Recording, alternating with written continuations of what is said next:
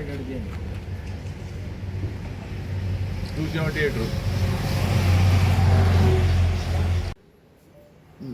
నమస్కారం. మీడియా మిత్రులకి, రాష్ట్ర ప్రజలందరికీ, రాజధాని రైతులకి, కూటమి ప్రభుత్వానికి, మోడీ గారికి, ప్రతిపక్ష నాయకులందరికీ కూడా ఈరోజు ఈ యొక్క ప్రెస్ మీట్ పెట్టడానికి ముఖ్య కారణం మన ఏఆర్ఎస్ పార్టీ ఈ యొక్క జేకేఆర్ రిలే నిరసన దీక్ష 278 రోజులకి చేరటం జరిగింది. అయితే మనం ఈ కూటమి ప్రభుత్వం వచ్చినాక సంవత్సరం దా మాట్లాడలా. ఆ తర్వాత ఏ ఒక్క పథకం చేయకపోవడం వలన అడగటం జరిగింది. ఆ తర్వాత ఒక్కో పథకం కొన్ని చేసుకుంటూ వచ్చారు. అదే కొన్ని ఇంకా పూర్తిగా అవ్వట్లేదు అంటున్నారు, కానీ పథకాలు అయితే మాత్రం అమలు చేయడం జరిగింది. సంతోషం.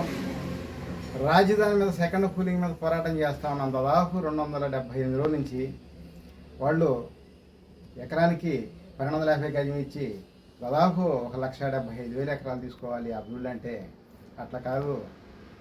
ఆ యొక్క రైతుకు ఉపాధి జరగాలన్నా, రైతు కూలీలకు ఉపాధి జరగాలన్నా కూడా ఆ 1250 గజంతో పాటు 1 కోటి రూపాయల ఎకరానికి లేదా గవర్నమెంట్ అడ్మిషన్ మీద 4 రెట్టింపులు ఇవ్వమని, కూలీలకు నెలకు 10,000 ఇవ్వమని చెప్పి అడగటం జరిగింది.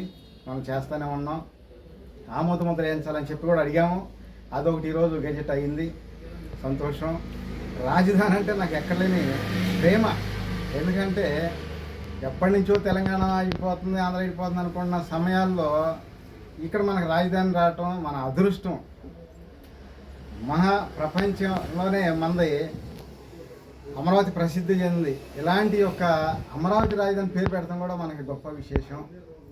ఈ ప్రపంచ రాజధాని డెవలప్ అవ్వాలని మనస్ఫూర్తిగా కోరుకుంటా ఉన్నాను. కూటమి ప్రభుత్వం కూడా నిన్న ఇది చేసినందుకు మనకి ధన్యవాదాలు. మోడీ గారికి గెజెట్ చేయటం, ఆమోద ముద్ర వేయటం వలన. అయితే కొన్ని సందర్భాలు ఆయన 3 రాజధానులు అన్నారని చెప్పి ఏదేదో అంటారు. అంటే రెచ్చగొట్టే విధానాలు చేయకూడదు. రాజధాని అంటే ఆంధ్రప్రదేశ్ 5 కోట్ల మంది ప్రజలది ప్రజారాజధాని. ఒక పార్టీది కాదు, ఒక కులం కాదు. అది ఒకటి దృష్టిలో పెట్టుకొని నాయకులు మాట్లాడుకోవాల్సిందిగా నేను మనం చేసుకుంటాము. జరిగిపోయి వేరు, ఇక్కడి నుంచి జరగాల్సిన వేరు. డెవలప్మెంట్ గురించి ఆంధ్రప్రదేశ్ ప్రజలు బాగుండాలి, వాళ్ళు డెవలప్ అవ్వాలని మనం కోరుకోవాలి. అయితే పోయి మోడీ గారు ఆమోద ముద్ర వేశారు, గెజెట్ అయిపోయిందని చెప్పి సంతోషంగా వెళ్ళారు. అందరూ వెళ్ళేదారు ఒక సాల్వాగా వచ్చారు. అంటే అంతటా అయిపోయింది అనుకుంటున్నారు. అసలు విషయం ఏంటంటే జగన్ గారు 3 రాజధానులన్నా ఆయన టైంలో ఫ్లైఓవర్ కృష్ణా నది మీద బ్రిడ్జి కట్టి వెస్ట్ బైపాస్ అని వేశారు. 100 అడుగుల రోడ్డు హైవేలో కలిపారు. మరి అంతకుముందు 5 ఏళ్ళు, ఇప్పుడు 2 ఏళ్ళు, 7 సంవత్సరాలు ఉన్న కూటమి ప్రభుత్వం ఒక్క రోడ్డు అయినా హైవేలో కలిపారా? కనీసం కరకట్ట రోడ్డు, డబుల్ రోడ్డు, 2 లైన్ వేసుకోవడానికి తెల్లవాడు. అంటే నాకు ఏ పార్టీ ఏ నాయకుడు వ్యతిరేకం కాదు. కాకపోతే వాస్తవాలు చెప్తున్నా. మంచి చేస్తే ఏ నాయకుడైనా మంచి, ప్రజలకు న్యాయం జరగాలి. ఏదైనా ప్రజలు ఇబ్బంది పెడితే ప్రశ్నించే హక్కు మనకు ఉంది. ఈ జేకేఆర్ ఎప్పుడైనా ప్రశ్నించడానికి సిద్ధంగా ఉంటాం. అయితే అలాంటి మహోన్నత జరిగింది బ్రిడ్జి. అయితే అప్పుడు ఆయన జగన్ గారు ఉన్నారు, ఇప్పుడు కూటమి ప్రభుత్వం ఉంది, ఈయన చంద్రబాబు నాయుడు గారు సీఎం గారు ఉన్నారు. కాబట్టి ఈయనకన్నా కూడా 2 సార్లు మోడీ గారు ఉన్నారు. ఆయన టైంలో ఆ ఫ్లైఓవర్ పూర్తయింది. వాళ్ళు షాలో ఓవర్ కప్పి కాంగ్రెస్ రావడం కాదు.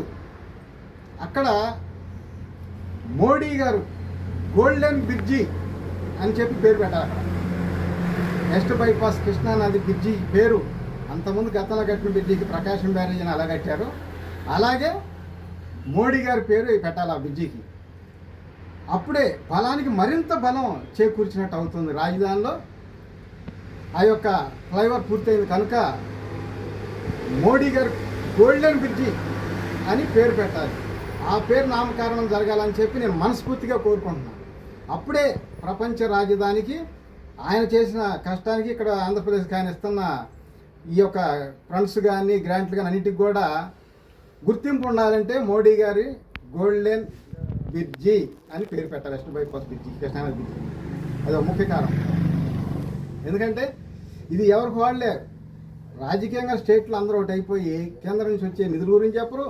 కేంద్రంలో మోడీ గారికి ఇలాంటివి చేస్తే ప్రపంచ రాజధానిలో ముఖద్వారమైనటువంటి వెస్ట్ బైపాస్ బ్రిడ్జి వాస్తు అనుకున్నాం చూడండి. ఎప్పుడైనా ఈశాన్య శంకుస్థాపన చేసి నైరుతి నుంచి కన్స్ట్రక్షన్ చేస్తాం. అట్లాగే ఇన్ని సంవత్సరాలు వీళ్ళు ఏం చేయలేకపోయారు. ఆ బ్రిడ్జి పూర్తి కాగానే వెంటనే ఆమోద ముద్ర పడిపోయింది. చూడండి, అది వాస్తు అంటే. అలాగే ఇప్పటికైనా అటు వాయువు పెరిగిపోయింది కూలింగ్, ఇటు ఆగ్నేయం పెరిగిపోయింది కూలింగ్, నైరుతి మూల ఆగిపోయింది. అదేదో అమౌంట్ ప్రకటించేసి ఈ నైరుతి కవర్ చేస్తే రాజధాని, ఈ నైరుతి మూల సెంట్రల్ ఆఫీసులు సెంట్రల్ భవనాలు కట్టిస్తే ఇక్కడ ఇమీడియట్గా ప్రపంచ రాజధాని, ప్రపంచ నగరం, ఆర్థిక నగరం అయిపోయింది. ఈ దిశగా ఇంకా మనం ప్రజలు ఓట్లేసి గెలిపియంగానే చిన్న చిన్న చేసి సంబరాలు చేసుకోవటం కాదు, ఇంకా బాధ్యత ఉంది. ఇప్పుడు మొదలైంది అంతే ఆమోద ముద్ర, ఇంకా చేయాల్సింది చాలా ఉన్నాయి, చేసుకుంటూ పోవాలని చెప్పి మనస్ఫూర్తిగా నేను అందరినీ కోరుకుంటా ఉన్నాను. అయితే ఏది ఏమైనా సరే రాజధాని విషయమే కాదు, ప్రతిపక్షాలను కూడా కించపరిచే విధానాలుగా మాట్లాడకూడదు.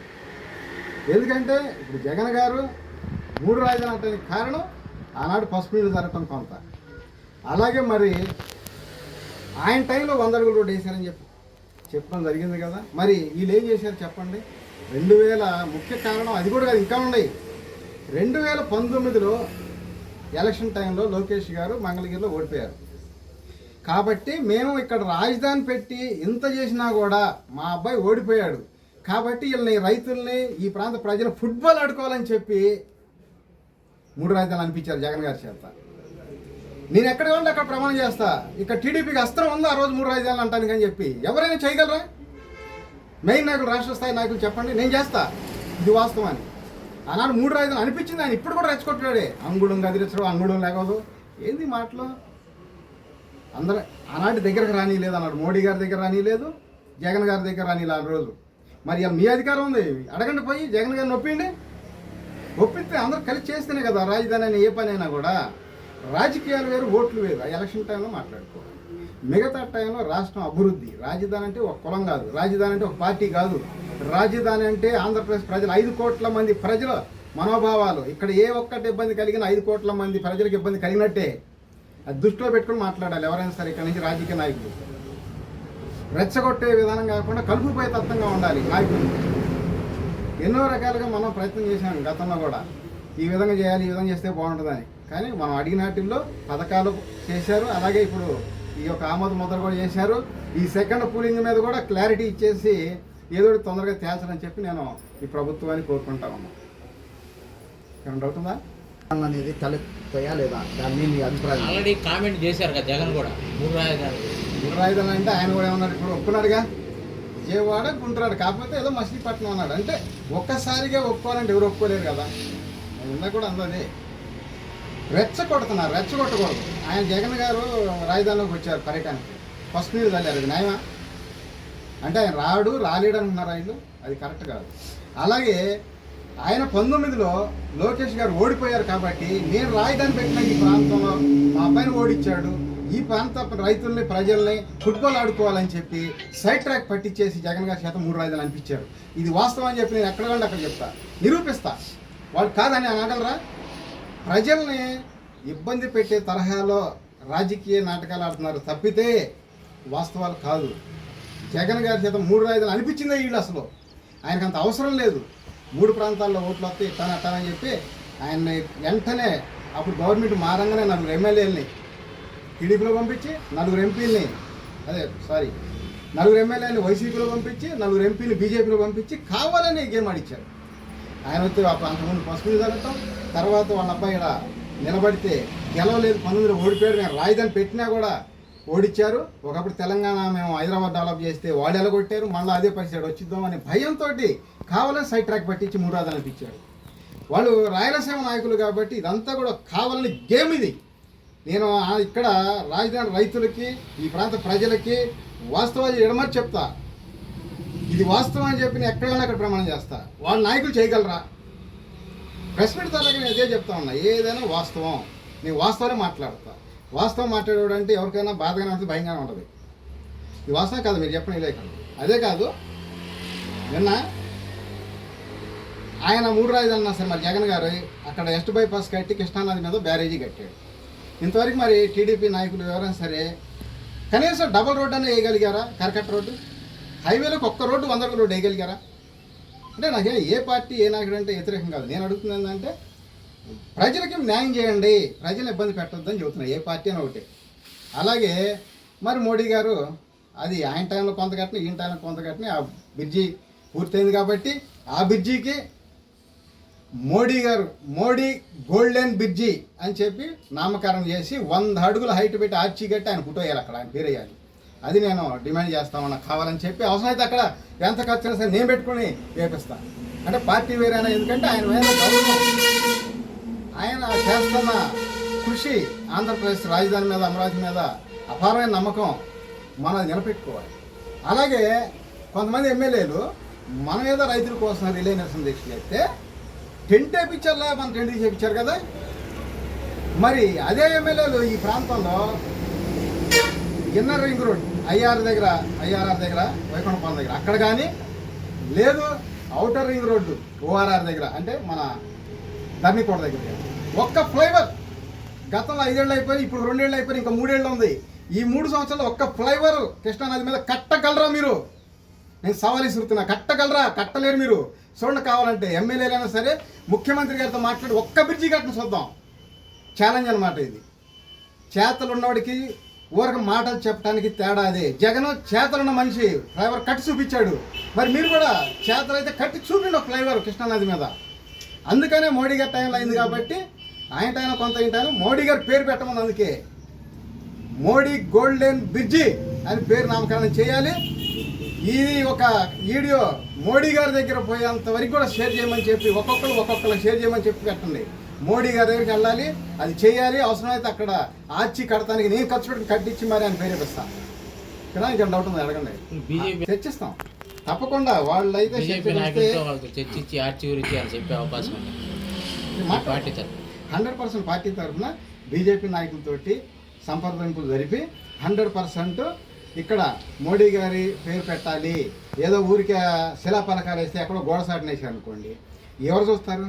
అదే ఆ ఫ్లైఓవర్ మీద కట్టి ఆయన పేరేస్తే తరతరాలు గుర్తుంటుంది మోడీ గారు ఇక్కడ కట్టారని. అలాగే కాదు, రాజధానికి కూడా బలానికి మరింత బలం చేకూరిద్దని చెప్పి నేను గంటాపదం చెప్తున్నా. మనం ప్రెస్ మీట్ ద్వారా వాళ్ళకి తెలియపరుస్తున్నాను. ఇంకేం డౌట్ ఉంటే అడగని చెప్తా. బీజేపీలో మీరు వెళ్ళిపోయి రేపు సెంట్రల్ గవర్నమెంట్ ఆమె కలుస్తారా, లేదంటే ఇక్కడ స్టేట్ గవర్నమెంట్లో బీజేపీ నాయకత్వం ఇక్కడున్న పొంగేశ్వరి కానివ్వండి, సీఎం రమేష్, సుజనా చౌదరి ఇట్లాంటి వాళ్ళతో సంప్రదింపులు చేస్తారా? బీజేపీ తోటి ఏదన్నా డైరెక్ట్గా మనం కలిసి చేస్తేనే కరెక్ట్. ఎందుకంటే స్టేట్లో ఉన్నాళ్ళు అక్కడ రేవంత్ రెడ్డి గారికి, కృష్ణారెడ్డి గారికి ఇస్తే రేవంత్ రెడ్డి గారిని సీఎం చేసుకున్నారు. ఇక్కడ పురంధేశ్వరి గారికి చంద్రబాబు నాయుడు గారిని సీఎం చేసుకున్నారు. అలాగే ఉంటుంది రాజకీయాలు స్టేట్లో. వస్తా కాదా? నేను ఏదన్నా నిజం మాట్లాడితే బాధగానే ఉంటుంది. అందుకని ఏదన్నా సరే మోడీ గారు డైరెక్ట్గా ఇన్వాల్వ్ అయ్యి వాళ్ళ సెంట్రల్ బృందాన్ని దింపి ఇక్కడ పరిశీలన చేసుకోవాల్సిన అవసరం ఎంతైనా ఉంది. మనం కనుక చేస్తే మళ్ళీ మోడీ గారికి 3 సార్లు ఇంకా 3 సార్లు వచ్చేది చేస్తాం అన్నమాట బీజేపీ సెంటర్లో. అలాంటి తరహా సలహాలతో ఉంటాం మనం.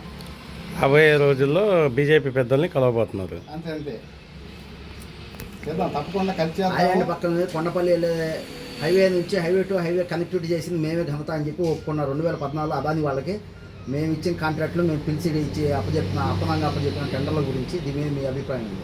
ఎవరు ఏ పార్టీ వాళ్ళు ఇచ్చారంటే సెంటర్లో? టీడీపీ వాళ్ళు ఇచ్చారంటున్నారు. టీడీపీ వచ్చిన టెండర్లు కాదు, వైసీపీ వైఎస్ఆర్ గారి టైంలో భూసేకరణ చేసిన దాంట్లో ఇప్పుడు రోడ్డు వేసింది.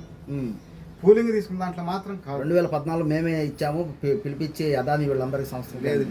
ఇది వాస్తవంగా గతంలో వైఎస్ఆర్ గారు చేస్తే ఒక చిన్న సమాధానం నేను చెప్తాను. వైఎస్ఆర్ గారు చేశారన్నారు. మరి జగన్ గారు 4 నెలలు ముందు కనుక పూర్తి చేసుకుని బ్రిడ్జికి వైఎస్ఆర్ పేరు పెట్టుకోవచ్చు ఇక్కడ కృష్ణా జిల్లాలోనే, ఏది రాజధానిలో. కానీ చేయగలిగారా? ఏదంటే జరిగిద్ది. ఇక్కడ జరగాల్సింది ఏంటంటే షరీఫ్ గారు ఉన్నారు. ఆ రోజు అదరాయించి బెదరాయించి అక్కడ బిల్లు మార్చుకోవడానికి ఇక్కడ నుంచి మారటానికి బిల్లు పెట్టమని చెప్పారు ఆ రోజు షరీఫ్ గారికి. ఆయన ఖురాన్ చదివిన ఆయన పెద్ద ఆయన దేవుడు రూపంలో షరీఫ్ గారి రూపంలో వచ్చి ఇదే రాజధాని సంతకం చేసి వెళ్ళిపోయాడు. ఆయన ఎన్ని బెదిరింపులకు కూడా భయపడలా షరీఫ్ గారు. మరి అన్నాడు వస్తా కాదా 2019 గెలిచిన 20లో బిల్లు పెట్టిస్తే ఇక్కడి నుంచి మారిపోవడానికి పెట్ల ఆయన బెదిరించిన పెట్ల. మంత్రులు బొత్స సత్యనారాయణ గారు లాంటి పెద్ద మేధావులందరూ పక్కన కూర్చొని బుగ్గన రాజేంద్ర రెడ్డి గారు ఎంతలో కూడా బెదిరించారు. ఈ బెదిరింపులు కూడా వంగకుండా మెలకుండా వచ్చాడు, ఇదే రాజధాని సంతకం చేసి వెళ్ళిపోయాడు. మరి ఆ రోజు ఆయన ఒక సంతకం చేస్తే మళ్ళీ చేరిన వెళ్ళిపోయేది. అలాంటి మహానుభావులు ఉన్నప్పుడే మంచి జరుగుతాయి. ఇంకా టైంకి వర్షాలు పడతాయి, పంటలు పండుతాయి. అట్లాగే మనం ఏంటంటే ఎవరి టైంలో చేసినా ఓపెన్ చేసింది ఎవరంటే వాళ్ళ టైమే పేరు వచ్చింది. అందుకనే కొంత జగన్ గారి టైంలో చేయని ఇప్పుడు కొంతమంది కాబట్టి అది central government funds central government project కాబట్టి మోడీ గారి పేరు పెట్టాలి అని చెప్పి నేను పదే పదే చెప్తా ఉన్నా. Modi golden bridge.